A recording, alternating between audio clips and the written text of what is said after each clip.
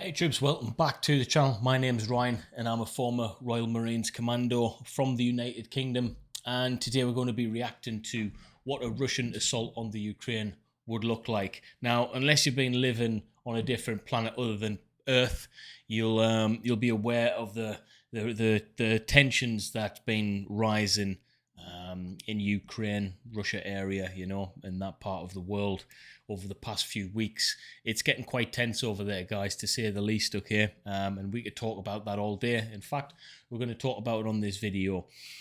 What would a Russian assault on the Ukraine look like? Now, it's not something that I'd like to ever imagine would actually happen, although there is a possibility that it just might happen now, okay? So this is going to give, hopefully, an accurate depiction of what it would look like. And yeah, again, it's a little bit of a touchy subject. I get that, guys. So I'm going to try and be diplomatic on this one. Here's me, a YouTuber, the one who's trying to be diplomatic. It should be like, shouldn't that be the politician's job? But again, we could talk about that all day, guys. Yeah, but this is the world we live in right now. Before we get into it, please like, share, and subscribe to the channel. It really, really, really helps me out. And press the notifications too on. If you want to become a member, press that join button or click the link in the description. You'd be surprised just how far your support goes, guys. But let's get into it. War can sneak up on states like a thief in the night. Russia is at its highest combat readiness since the collapse of the Soviet Union. According to Ukrainian intelligence, 127,000 Russian troops have gathered near Ukraine's borders. A portion of the mobilization is part of a joint exercise with Belarus, but the facts on the ground give the Russian leadership the option of attacking Ukraine from the east, south, and north. Russia's Okay, so 127,000 is quite a lot. That is a massive amount of land, however, but it's still an awful lot. I originally thought the estimate was close to 100,000, but it's upwards of that, 127-ish. That's a lot, guys, okay? That's a lot. And we're not even including people in the rear who's prepared to move up to that front as well. Is it something that the rest of the world does, but we don't really talk about too much? Yes, it is. We've got British troops in Estonia alongside American counterparts, in various different regions of the world, ready to deploy to certain areas. So this is not uncommon, guys. This is something that the military does from time to time. However, Russia is playing the game big time here, I think, but it might not be as clear cut as that. Military advantage is overwhelming. It could assault Ukraine at very short notice. However, a Russian assault on Ukraine with the mission to capture the capital Kiev would ignite a conflict on a scale not seen since Iraq in 2003. So how... I mean, this is the bit that I would disagree on. I think it would be far greater than what Iraq was like. I think initially it would resemble what Iraq was like, that invasion, yes. However, if you're attacking Ukraine, you're obviously attacking certain parts, other counterparts of Europe. If those European NATO organizations get involved, then China would probably most definitely get involved for Russia, to help Russia out. And then you're looking at a potential World War III. I mean, that technically would be another world war. So there was never a risk really of World War III when Britain and America invaded Iraq. So yeah, I think this is a bit different. Let me know if you agree or not, troops, in the comments. How would a Russian attack on Ukraine go down? And what would constitute Russia's ultimate objective? I'm your host Shirvan, and welcome to Caspian Report. Today's episode is sponsored by CuriosityStream. Worldwide contact access for only that want to security overruled unless and until its security is firmly established. In Russia, security overrules all other socio-economic considerations. At times, those security interests even intrude into the political affairs of its neighbors. The Kremlin has a particular allergy to democracy. That's just how it's wired. Whether it's in Belarus, Kazakhstan, or Ukraine, Russia cannot tolerate a democratically governed neighbor. A democracy at its doorstep would inevitably look to the West to develop its legitimacy and liberal values, aligning with institutions like the EU and NATO in the process. Yeah. Of course, this is how the Russians see it. Whether true or false doesn't matter. The Kremlin shapes its foreign policy according to that paradigm. Вы знаете, я уже давно никак не рассматриваю его заявление, по-моему, он уже потерял связь с реальностью. In Ukraine, the 2014 revolution brought forth democratic rule in Kiev. Fast forward a few years, and Ukraine is now in its final phase of a geopolitical realignment by looking to join the EU and NATO. Yet what makes it's looking like the Ukraine really wants to be part of NATO. But here's a question. Here's something that I don't think people have considered. Would Russia prefer if Ukraine was part of NATO? And is there increased increased presence along the border forcing that to happen? No one's considered that. And the question is, why would they want that to happen in the first place? What would benefit Russia from Ukraine being part of NATO? What benefit would it be? It's an interesting one. I'll let you guys think about that and drop your thoughts in the comments section. What makes Ukraine a special case is its geography. The flat terrain of Ukraine merges seamlessly with Russian territory. No geographic features mark the international boundaries. Should Ukraine join NATO, Russia would have to increase military spending and expand the size of its army to secure its western flank. So at best, NATO expansion into Ukraine would bankrupt Russia, both militarily and economically. At worst, NATO presence in Ukraine would threaten Russia's territorial integrity. Ukraine's Black Sea coast is only about 750 kilometers to the Caspian Sea. A professional military could move across that distance in a day or two. Doing so would result in a land bridge that cuts the Russian heartland from the North Caucasus, paralyzing the Russian state.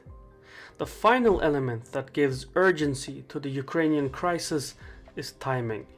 Kiev is buying strategic arms left and right. Firstly, it has a growing stockpile of anti-tank missiles, supplied mainly by the United States and the United Kingdom. Secondly, Ukraine has also established licensed facilities to produce Turkish combat drones, which have proved deadly effective against Russian weaponry. And thirdly, Ukraine is looking to develop a missile program of its own, one that can threaten the Russian.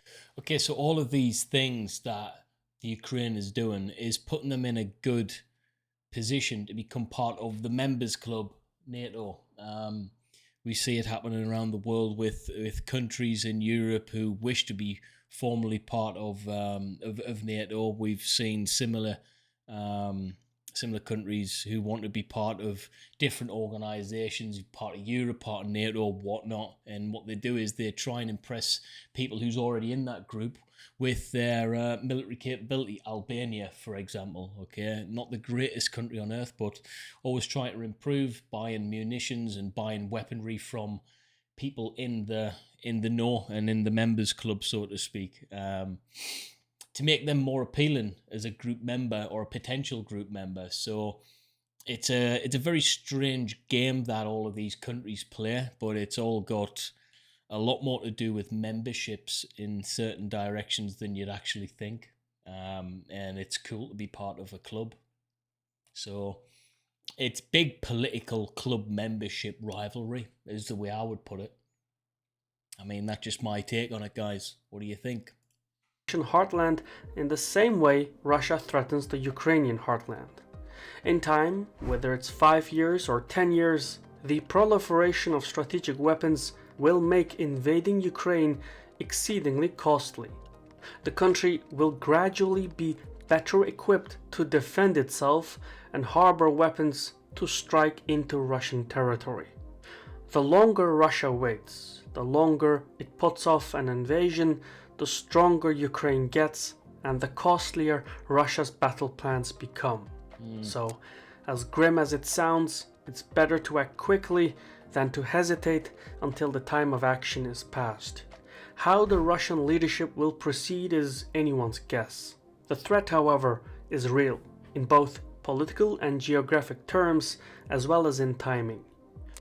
Значит, если на территории Украины возникнут комплексы какие-то ударные, подлетное время до Москвы будет, значит, там 7-10, а в случае размещения гиперзвукового оружия 5 минут.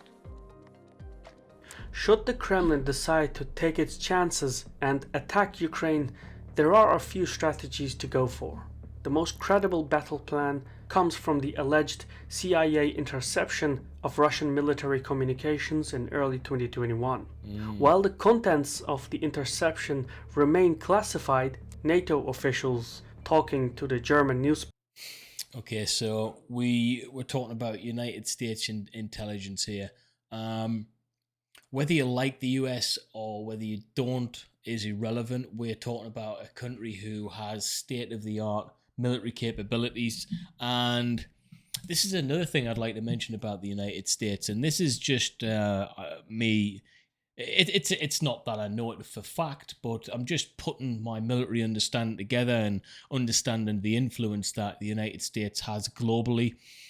Not all will be as it seems with the US, okay? It would be very wise for them to have capabilities that are not public knowledge. That's just me hazarding a guess, all right, with my understanding of how the world works, how it is. I could pretty much guarantee that the US would have a capability that far surpasses public knowledge of what their capabilities are. That being said, they're world police for a reason, because they do a good job of it, in my opinion. Who would you rather have as world police? Have a look at some of the countries. America pretty much trumps everyone, irrelevant of what you think of them morally, okay? I just so happen to like America because, you know, I've served alongside our US Marines and stuff, and I like what America stands for. Not everyone can see through all of the glitz and the glam and all of the bullshit sometimes, but America does stand on a good moral backbone. I truly believe that. But that being said, if the US intelligence is saying that Russia is planning a possible invasion of the Ukraine, then you best believe that that's probably what's going to happen and what's intended, because I can bet you bottom dollar they've got that information spot on. They most of the time do. Newspaper Bild summed up the Russian plan as follows. Should war commence, the Russian army could strike from Donbass in the east, Belarus in the north, and Crimea in the south. Wow, the assault would come in 3 distinct phases, thereby allowing breathing room for diplomatic concessions. After taking a specific region, and if negotiations fail, the Russian army could move on to the next target, and so on, until Kiev rebukes and Moscow's political objective is met. I mean, here's a possibility. Everyone's talking about Ukraine.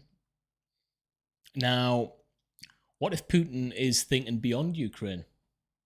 Has anyone considered that? It could be a consideration. I mean, where would he go from there? You've got Moldova just south of Ukraine. I'm guessing that would be relatively easy to get around militarily. I mean, Moldova, it's not someone. The country doesn't ring any bells with having a fantastic military. They may do, but it's certainly not in the history books. It's certainly not a topic that we talk a lot on most military channels, Moldova. So I'm guessing that would be relatively easy to overtake. What's your thoughts on that, guys? Maybe this isn't the first move. Maybe there's 1, 2, 3 more moves after this. Either way, the first phase is likely to focus on southern Ukraine. Russian tanks and troops coming from Crimea would take the coastline and surround the city of Odessa. Meanwhile, a Russian amphibious landing operation would cut Ukraine off from the Black Sea while strengthening the supply lines going into Crimea. Interestingly, 6 Russian amphibious ships departed the Baltic Sea in mid-January, heading towards the Atlantic Ocean. It is believed their destination is the Black Sea, which makes an amphibious assault all the more feasible. Yes. Eventually, though, the Russians would want to join their forces north of Odessa and then advance as far as Transnistria. a Russian-backed separatist region legally part of Moldova. At the same time, still in Phase 1, Russian special forces would infiltrate the southern portion of the Dnieper River. Their mission would be to disrupt Ukrainian logistics going across the river. Russia's vast artillery forces in Crimea would coordinate their attacks with the special forces on the ground, thereby tying up Ukrainian forces. Likewise, from the east in Donbass, Russian troops backed by the Air Force would take a chunk of eastern Ukraine and then take the cities of Dnipro and Zaporozhye by the Dnieper River. From there, the Russians would be free to advance towards Crimea and form a continuous land bridge going from Donbass to Transnistria. I mean, this plan, what he's talking about here, there's a million ways in which you could do there's a million ways you could do this to get to the same destination. So take this information with a pinch of salt, coming from Donbass and then getting special forces up the river and then getting, people from Crimea to Odessa doing a land and craft operation from the shore. All of this stuff is hypothetical. It is all hypothetical, guys. There's a million ways in which you could do this. It's just as simple as that. As soon as southern Ukraine comes under Russian control, the Kremlin would start dictating terms for a political surrender. If that doesn't work, it's on to Phase 2. Coming from the northeast, Russian mechanized infantry would surround Ukraine's second largest city, Kharkiv. Backed by the Air Force, the Russian army would advance on Poltava and anchor by the Dnieper. Kharkiv and Poltava would be encircled. Gas, electricity, and food supplies would be cut off. I mean, this is the thing. Not a lot of people know, but there's kind of a civil war going on in the Ukraine at the moment, and this would just escalate that whole thing tenfold. The country would collapse before it would be officially Russia. All right, it would be devastating for the people of Russia long term because, like I say, if you look at what destruction a civil war can cause, you just have to look at the Middle East and many different countries around there after invasions have taken place, and then it's that the invasion's almost the least of the worries. It's the civil wars that break out and the skirmishes that occur longfold that are the real problems. They demoralize the people there, the jobs go downhill, the economy crashes, no one wants to support them, sanctions will be put on all of the surrounding countries left, right and centre because no one will want to trade with anyone who's near a war-torn country. It's just so risky to do so. And yeah, this is the thing that worries me the most, believe it or not. The invasion is the easy part, really. I mean, it doesn't take a brain box to realise that 127,000 troops from Russia on the Ukrainian border, if they wanted to roll over that position, they could quite easily do that. And then have the rear party come up and clear it on through. It would be relatively easy at short notice for them to do. Maintaining it, however, even if they couldn't maintain that and NATO got involved, it's what would happen in Ukraine thereafter. The skirmishes, the local fighting, the localized rebels, those who back Russia, those who back the Ukraine, those who are in the middle, they would all be fighting one another. And that's where the real damage takes place, not the invasion. That's my humble opinion. What do you guys think? Let me know in the comments. A few weeks into the siege, the cities would likely capitulate. In the second phase, Russia would have taken much of Ukrainian territories east of the Dnieper. The second round of negotiations would start, and if these fail as well, Russia would launch Phase 3 of its plan.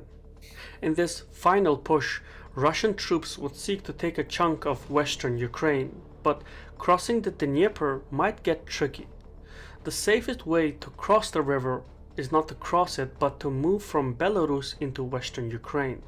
In December last year, President Lukashenko stated that Belarus would do everything to bring Ukraine back into the fold. That means Belarus would serve as a launching platform, not that it would have much of a choice. Either way, from Belarus, Russian troops would move into the west of Ukraine, but they would have to go around the Chernobyl radiation zone and take the town of Koroshtin first. At the same time, a second Russian contingent would move from Russia into the remainder of northeast Ukraine. Afterwards, in typical pincer movement tactics, the two northern contingents would simultaneously advance on Kiev. The Ukrainian capital would come under siege from the east and west. Now, Kiev is a large metropolitan site, so the Russians would likely wait outside and force the Ukrainian government to capitulate. By the end of... Again, he's just surmising that that would be the case. If they've been so brute forceful from the start, I don't think they would wait. I think they would just absolutely hammer it until... I think politically they would give up before that even occurred. I think the political system would break down way before this point. I think if they knew the invasion had taken place, Kiev would be evacuated anywhere, and all political leadership would pretty much it would fracture out, and they would give up by default. I think that's just my opinion anyway. Phase 3, roughly 2/3 of Ukraine would come under Russian control. However, no plan survives first contact with the enemy. That's a very, very, very true statement, and a statement that we used to use an awful lot in the Royal Marines, and I'm guessing most militaries around the world say the very same thing, because it's so true, guys. I've never ever been involved in anything militarily that goes through as planned first time. It's about being adaptable in the military and being able to change to austere and adverse conditions and just adapt. It's as simple as that. And Ukraine is no pushover. Going by the official numbers, it has a standing army of 145,000 troops, with an estimated 300,000 veterans on standby. Ukraine has also been stockpiling arms and ammunition for years, even acquiring some high-tech weaponry from abroad. But its arsenal is not yet large enough to change the battlefield.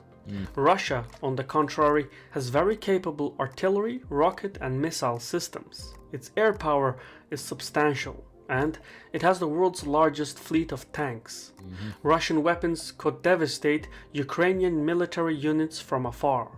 In an all-out war, Ukraine would see thousands of casualties within the first hour, and thousands more the days following.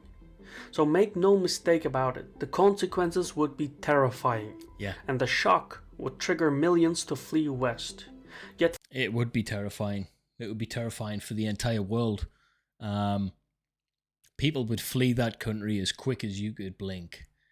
I mean, wouldn't you? You'd get the hell out of there. And that panic-driven society causes more problems as well.